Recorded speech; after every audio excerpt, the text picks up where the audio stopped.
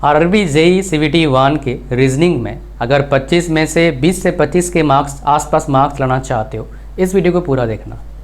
Basic तो बताऊंगा, preparation strategy बताऊंगा, टॉपर्स स्ट्रेटेजी बताऊंगा, कुछ खास बताऊंगा जो मैंने पर्सनली फील किया है कोर्स को पढ़ाते हुए, खुद भी क्वेश्चन काफ़ी सारे 100 सब क्वेश्चन सॉल्व करते हुए।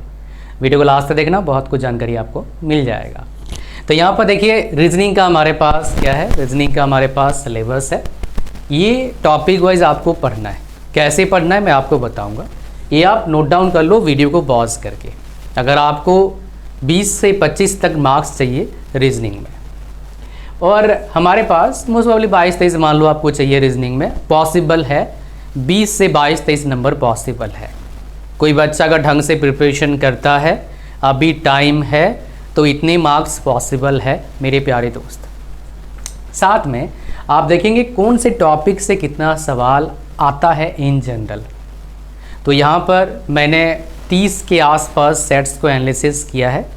30 सेट्स मतलब 30 फुल लेंथ टेस्ट जो हमारे प्रीवियस ईयर के क्वेश्चन है उसका, और उससे मैंने निकाला है कौन से टॉपिक से कितने सवाल पूछे आते हैं। तो आप यहाँ पर देखोगे ये सारे टॉपिक्स का मैंने निकाला है कौन से टॉपिक से कितना सवाल आता है। इसका मतलब ये नहीं कि कोई टॉपिक आप छोड़ दें। मैंने ये भी देखा है कभी कभी ऐसा भी होता है किसी सेट में कि सेम टॉपिक से, बहुत सिंपल टॉपिक था, किसी सेट में उससे क्वेश्चन पूछा भी नहीं है, लेकिन उस सेट से दो सिंपल सवाल पूछ दिया है आपके एक सेट में, किसी एक सेट में।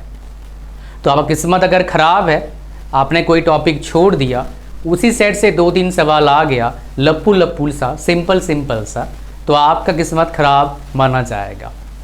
तो किस्मत अगर ख़राब नहीं मानना चाहते हो तो भाई साहब हर टॉपिक का प्रिपरेशन करना है। लेकिन इससे फ़ायदा क्या मिलेगा, कम से कम आप उन टॉपिक्स का प्रिपरेशन ज़ोरदार करना जिन टॉपिक्स का वेटेज थोड़ा ज़्यादा है। जैसे फॉर एग्ज़ाम्पल ये 3 नंबर वाले इतने टॉपिक्स हैं, 3 नंबर वाले इतने टॉपिक्स हैं, इनका तो भाई साहब रोन दो बढ़िया से, तो काम बन जाएगा आपका।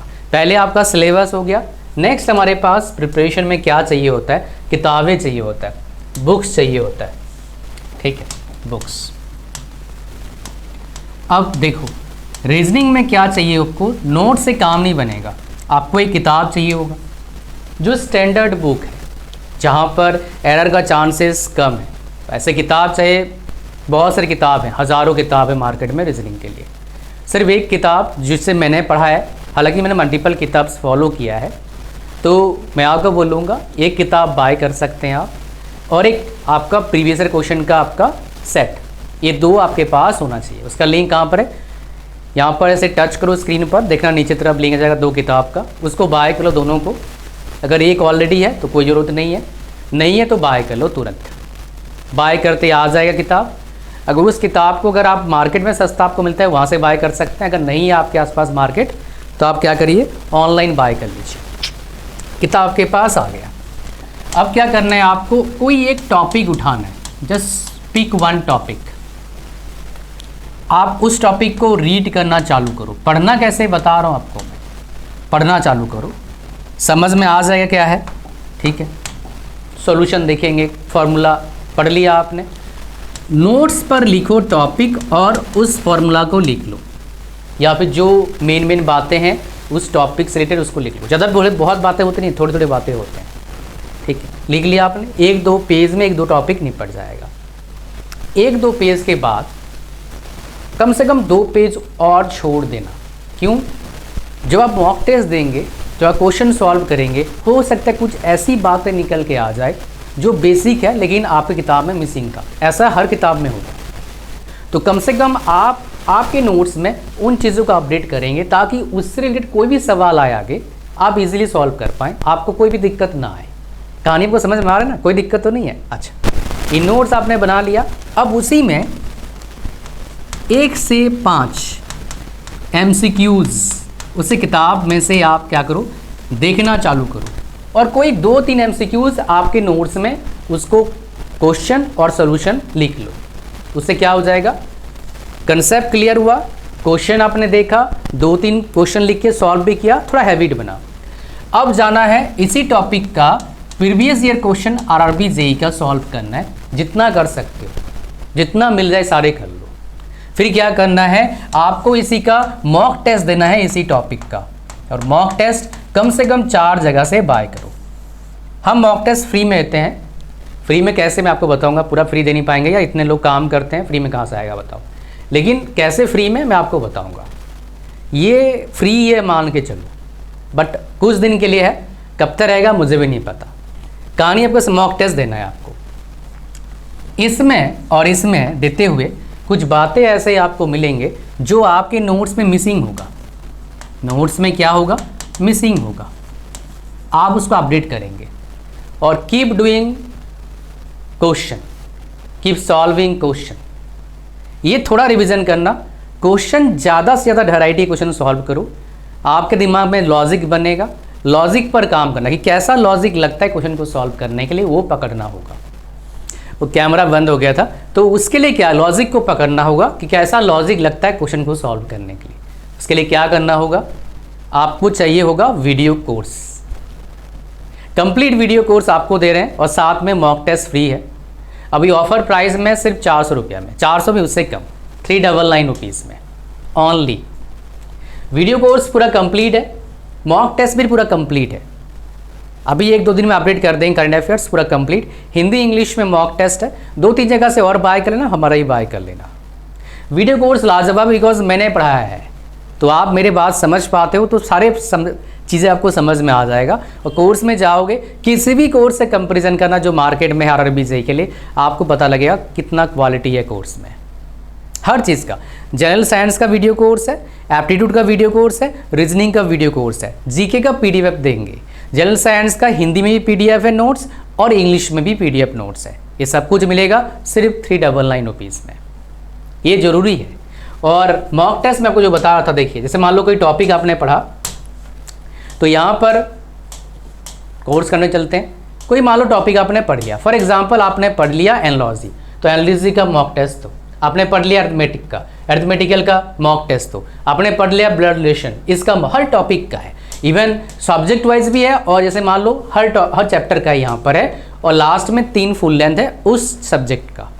तो इस तरह का, और लास्ट में पूरा कंप्लीट फुल लेंथ भी 5 दे रहे हैं आपको, पूरा कंप्लीट, मतलब पूरा क्या है आपका डिटेल कंप्लीट कोर्स आपको मिलेगा 399 रुपीज़ में। तो इसको मिस बिल्कुल भी नहीं करना है। इसका लिंक कहाँ पर है, इस वीडियो के डिस्क्रिप्शन में as well as first comment में। मेरे काफ़ी बच्चों का इस बार जॉब लगा है।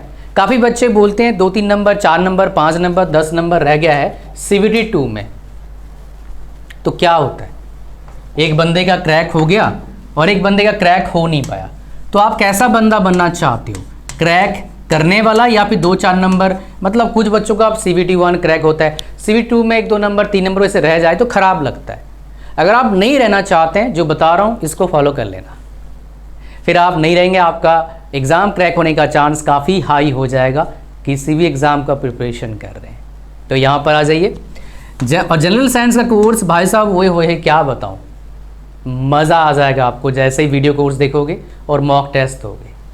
जनरल साइंस हो, FT कर रहे हैं आप, या मैथ्स जिसको बता रहे हैं, या फिर रीजनिंग कर रहे हैं, ठीक है, कोई भी आप कर रहे हैं, आपको क्या करना है, प्रीवियस ईयर क्वेश्चन का 50 MCQ सॉल्व करना है डेली। स्टार्टिंग 50 से मत करना, स्टार्टिंग 15-20 से करना, 50 तक ले जाना। रिवीजन करते रहना है बीच बीच में, ताकि एग्ज़ाम रूम में बैठ के आपको सोचना ना पड़े इसका आंसर क्या है, देखते ही याद आ जाए, छप जाना चाहिए हर चीज़ मुंह जबानी, ठीक है। ये हो गया आपका। नेक्स्ट, अगर आप जनरल अवेयरनेस में कर रहे हैं, उसका एक वीडियो बना दूंगा।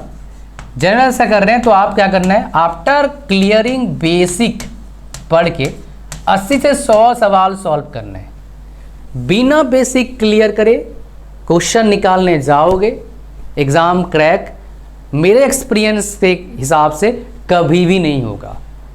तो बेसिक पहले क्लियर करना होगा आपको, वो आपको आएगा तभी एग्ज़ाम क्रैक होंगे।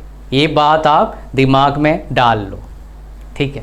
तो ये आपको करना है, और ये बेसिकली जितने मेरे स्टूडेंट्स ने किए हैं आज तक, कोई भी बंदा बिना जॉब का नहीं है, सबका सरकारी नौकरी लगा है। आपके दिमाग में सवाल होगा, सर चलो ठीक है मान लिया, आप क्या कर रहे हो, वीडियो बना रहे हो यूट्यूब पर, कई बच्चे मेरे को पूछते हैं, तो मेरे प्यारे बच्चे मैं 5 साल पढ़ा चुका हूँ, हिमाचल में, दिल्ली में, हरियाणा में, राजस्थान में। उसके बाद मैंने रियलाइज़ करा कि नौकरी लोगों को कभी भी चली जाती है प्राइवेट में। सरकारी जॉब क्रैक करा, फिर सरकारी में देखा सैलरी अच्छा नहीं मिलता है, पोस्टिंग इधर उधर होता रहता है, कभी कहीं पोस्टिंग में भेज दिया। तब मेरे को लगा यार, तब मैं अच्छे पैसे कमा रहा था, यूट्यूब से नहीं, ब्लॉगिंग से, एफिलिएट मार्केटिंग से, डिफरेंट कंपनीज़ को मैं सर्विस दे रहा था उनके ग्रोथ के लिए।